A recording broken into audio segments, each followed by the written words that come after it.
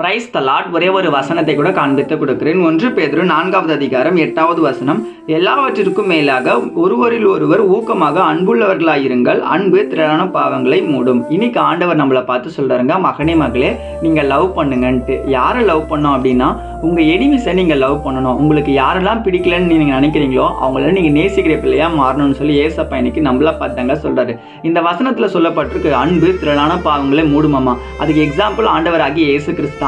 நம்ம செஞ்ச பாவத்தை ஏசப்பா சிலுவையில் நமக்காக ஏற்றுக்கொண்டார். எதற்காகனா ஏசப்பா நம்மளை நேசிச்சாருங்க. அதே போல நம்ம ஃப்ரெண்ட்ஸு, நம்ம சொந்தக்காரங்க, நம்ம சுற்றி இருக்க ஜனங்க நமக்கு கெடுதல் பண்ணியிருப்பாங்க, நம்மளை ஹர்ட் பண்ணியிருப்பாங்க, நம்மளை ஏமாத்திட்டு இருப்பாங்க, நம்மளை விட்டுட்டு போயிட்டு இருப்பாங்க. அம்போன்ட்டு இருக்கட்டுங்க, போனது போட்டோங்க. ஆனால் ஏசப்பா சொல்றாரு, மகனே மகளே அவங்களை நீங்கள் மன்னிச்சிருங்க, அவங்களை நேசிங்க, அன்புலாம் நீங்கள் இருங்கன்னு சொல்லி இன்னைக்கு ஆண்டவர் நம்மளை பார்த்து தான் சொல்றாரு.